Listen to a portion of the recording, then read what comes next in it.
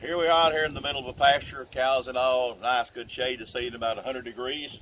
Got a WB140 Komatsu Backhoe with a bucket cylinder that's blowing the seal, pouring oil out. So we're going to fix it right here where it stands. It's important that you bring plenty of tools when you come on your truck. Several things you're going to need. One thing that you always start with is a WD-40, even though usually on this part of the backhoe it's got plenty of oil on it. But there's places like this thread that's going to need a little WD-40 to loosen it up. I've already broken it loose. It takes a spanner wrench, but most people's not going to have that. So we broke it loose with a 24-inch pipe wrench. And all your tools are all simple. Get that washer off. Best idea not to drop them in the dirt, but if you do, you can clean them. Then the pin that holds this cylinder on, if you have to tap these things, you always want to have a brass punch. You don't want to mess up threads on one like this. Good old claw hammer work. Loosen that pin up. Well, we're not going to take it out yet because we got to get the packing gland loose on the end of the cylinder right here. So to do that, we've got a 24-inch pipe wrench. Usually have a 36 or a 48, but we were fortunate enough to get this one broken loose with the help of an 8-foot cheater pipe and about a 270-pound helper. So we've got the packing gland loosened now, and it will loosen it up. There's several threads. It takes a little while to do it, and there is a spanner wrench to fit this. You can notice the holes, but not everybody has those. And so what I'm doing here is taking a cylinder off and carrying it to a shop. This pipe wrench is almost too shallow to reach across this packing gland, but it does work. And of course, being a little smaller wrench makes it a little easier to handle without the cheater pipe on it.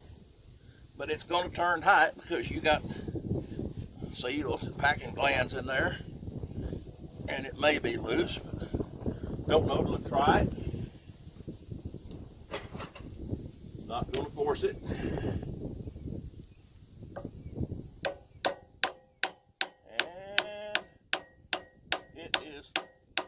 Loose. Now then, you notice the cylinder drop. This is kind of like this packing glands. Be kind of like rings on a piston when you put it on a cylinder. You notice the cylinder, the barrel dropped when the packing gland came out. So that means that lost the tension in there. Now this will actually slide right down like that, and it's going to be snug. Now we can see what it looks like. We got a big old ring here, a big old ring here that seals this into the barrel. Inside this is packing glands and O-rings. And in just a few minutes I'll get the kit out and we'll look at all that. Now the next trick is to pull all this out of this barrel.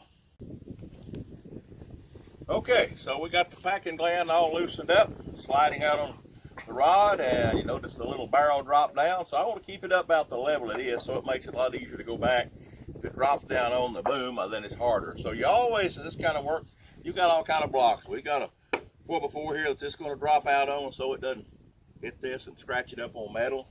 Want this barrel to stay up, so I slip the 4x4 under it, and I carry these old shims like you use when you're leveling mobile homes or buildings, and they're really handy here. I can put those in there.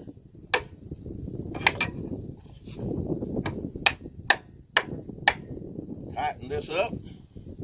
The next thing we need to do is get this pin out, which, as I mentioned, usually I got this here to drop this on so that it doesn't hit metal, mess it up. Of course, these arms are going to drop down right here when I pull the pin. Normally, if these have been kept greased like they should, they're going to come out real easy. This machine does stay greased, so you can see that happen. So I'm going to see now if it will move, and I don't want to jerk it hard and have it all come out on top of it. Wiggle it just a little bit. There it is. Got it out, and I didn't lose it. Now, there we go. I'm going to put that rod right there rather than throw it in the dirt. Little hydraulic oil on me. Looks like there was a little water in that maybe. Now, this right here is what we got to work on. We have seals and packing in here and here. Now, this big nut right here is going to be the next challenge. That one, we'll put the big pipe wrench on if we don't have a socket for it. And that's when the big 8-foot cheater pipe comes in. Now, I have seen the time on these that we would set a block under it or something to hold it and actually take a skid steer and put down pressure on that cheater pipe to cheat, because that nut, I do not know the torque on it, but it's a lot more than you'll ever put on there accidentally. Now, I don't want to drop this in the dirt, or we got a lot more cleaning to do.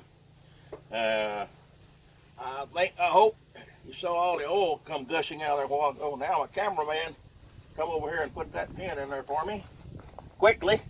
It's kind of heavy. I'm kind of old. It should go easy if we can line it up. Now, shove it.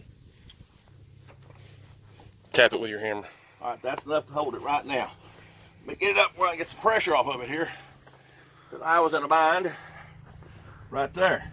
I need a 2 1/8" socket, which I don't have. I stop at 2 inch without going back to the shop. That's all I had with me. So we're going to make do out here in the field, which works fine with my 24-inch pipe wrench on the big nut. My friend Danny Bowles is out here. He'd have the socket in his truck. He does it all the time. My big ones are in the shop. So you want to make sure your wrench fits good here. There's not anything you're going to hurt on that nut. Just be sure you don't leave any burrs that might fall off later and get in your hydraulic system.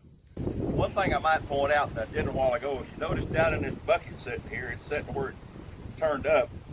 All this oil that ran down in this bucket. It's a good idea to try to capture this oil somewhere and not just run it on the ground. Be sure your wrench is on good so it's not going to slip or turn. And I'm going to see if 238 or 40 pounds will break this loose way out here. It's going to be several foot-pounds of pressure.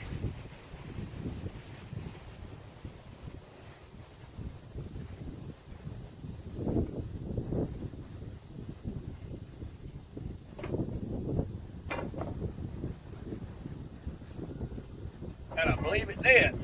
You'll notice that nut. The nut's not hurt.